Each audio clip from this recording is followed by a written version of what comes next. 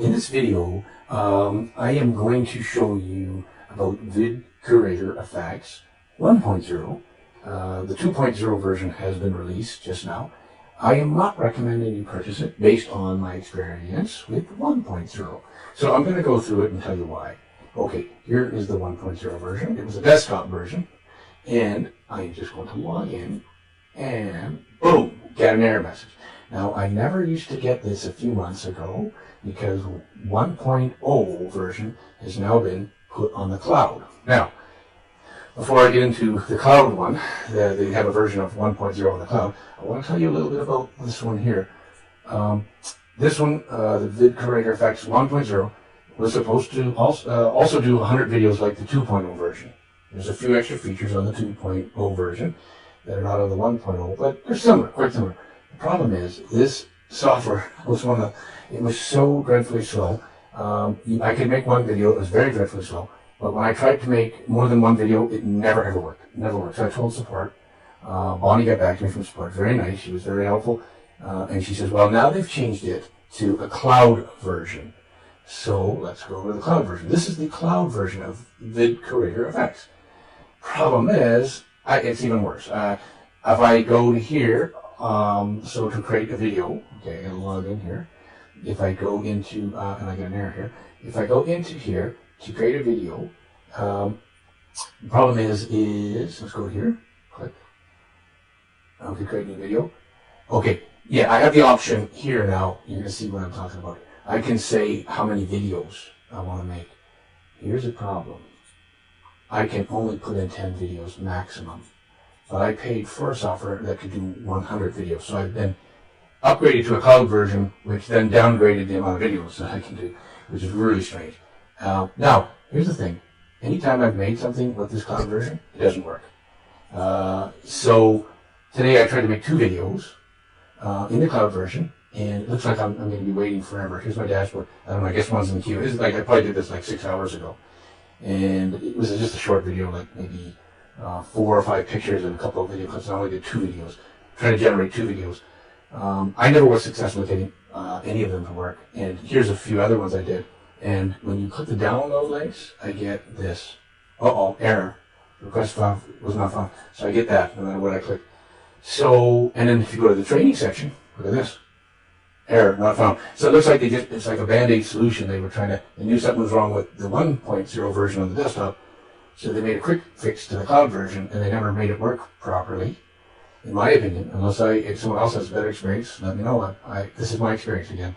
So I got a broken cloud version, a broken desktop version, and now version 2.0 come out and is released. And obviously they'd like all the members to cough up more money to get the 2.0 version, which it doesn't have an awful lot extra. It has a few other things like intro or lower thirds, I think a few things that maybe aren't in the 1.0. Very minor changes. They say it's faster. This was dreadfully slow anyway. The only thing I ever got working with the version 1.0 was the desktop version, which I showed you here, and I can't open it now. So obviously something's changed. Maybe Facebook made a change. And the other thing is too, in order to even open up the screen, you needed a Facebook API connection, which I thought was strange that it's kind of married to Facebook, so if Facebook changes the policy or who knows, this software's kapoots. So that is why I'm not recommending version 2.0. I haven't tried 2.0. I can't say it doesn't work good or doesn't, but like what's to say that a month down the road you don't have the same experience as me. You get the software, works for a while, doesn't, and then they downgrade you to 10 videos like that I've been downgraded, as I mentioned. So this is my reason, and so you have the choice. But I do have another recommendation. If and I do like this software. This software here is called Spinn. I'll have a link under this video. You can check it out. It's by Aries Anthony, who's also done a lot of great training. I really like some of his training.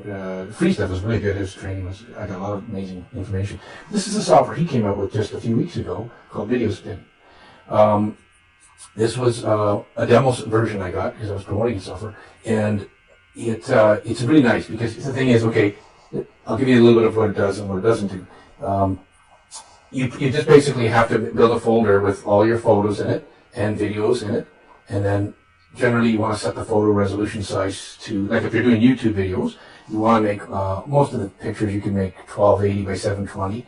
Or that, you know, it's a 2.4 to 1 scale size of aspect ratio. And that would give you a nice, you know, format for you. But you can also do a square video or a square, you know, like, so you can make videos with this. You can use a bunch of pictures to make the video. You can mix pictures with videos to make a video. And it'll basically crank out, you know, it's trying to do what VidcuratorFX does, except this one works really well. Very fast. It's desktop based, so it processes very, very quickly.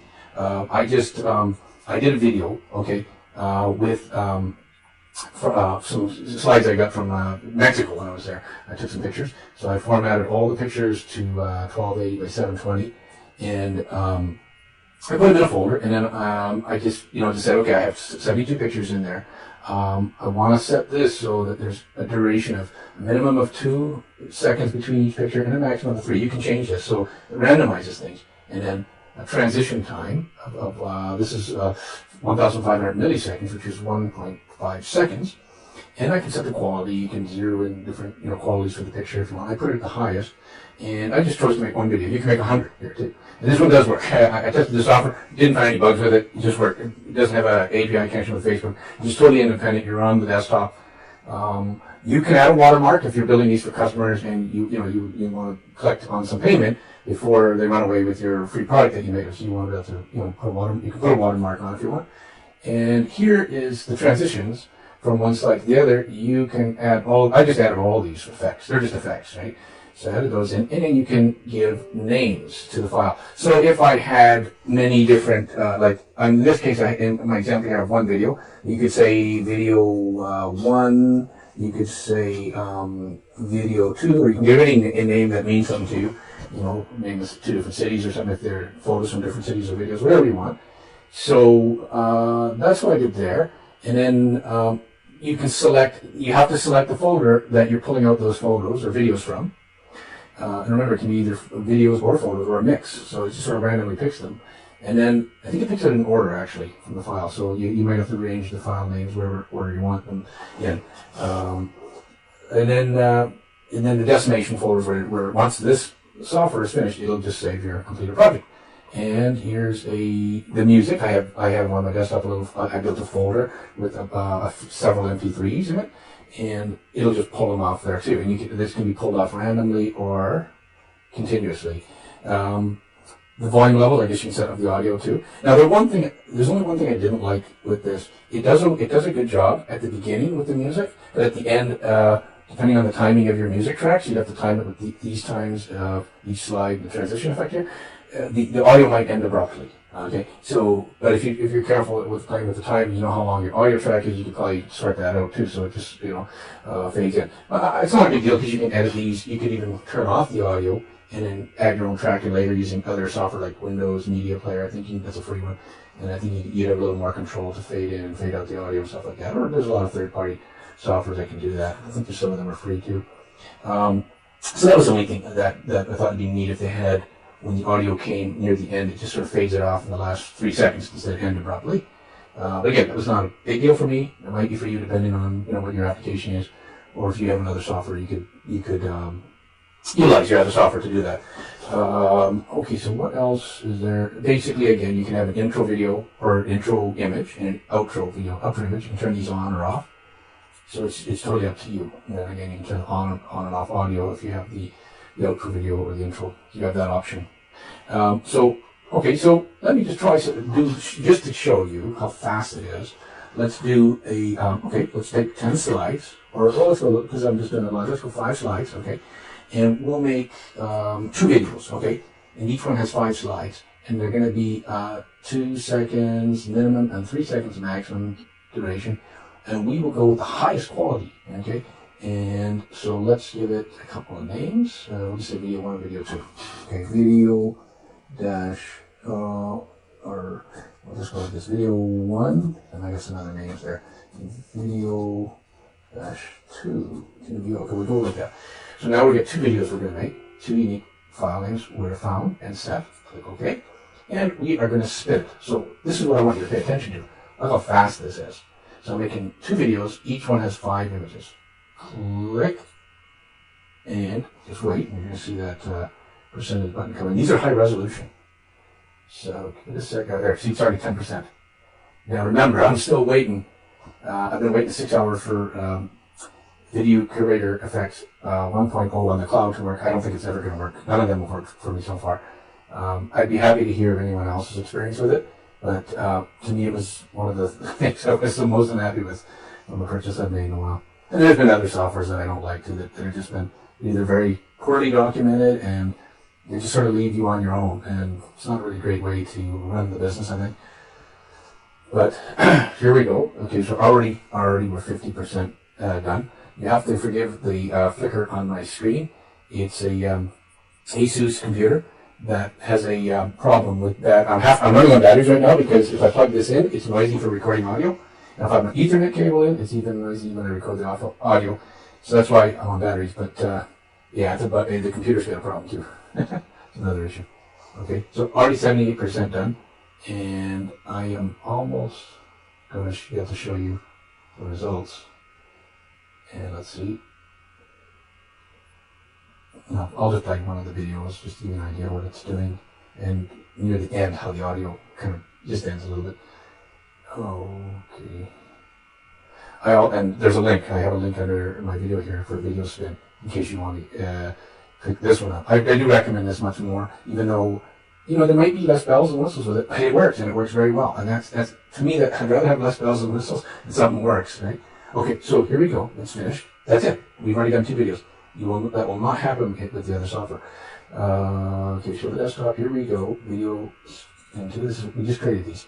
So let's look for these properly. And which one is it now? Oh yeah, video 1 and video 2. My eyes are going on me a little bit here, so it's hard for me to see these. Okay, so I want to zoom this in on full screen too, so you get a better effect. I'm sorry about the flicker on my screen. It's my computer.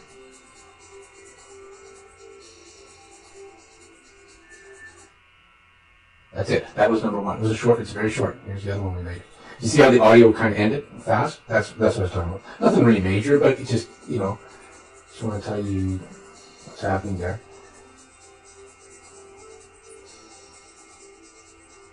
Okay, so that was it. Now you get an idea what that does. And so go ahead, check out the link that I have for the other software, Video Spinn, if you're interested in it. But I do not recommend VidcuratorFX 2.0 based on my experience. Again, you may have a better experience. I don't, you know, but it's your gamble. It's your take, you know. I just think that the customers for Video 1.0 should have been taken care of before going to something new. I mean, to me, it's like a broken software. The 1.0, I never ever got any use out of it. It was unfortunate because I love the concept. I think it was a neat concept. It's just, you know, that has some quality behind it. So that's my review. And so, you know, go check things out and see what works best for you. And thanks for watching. Sorry it was a little bit long, this video.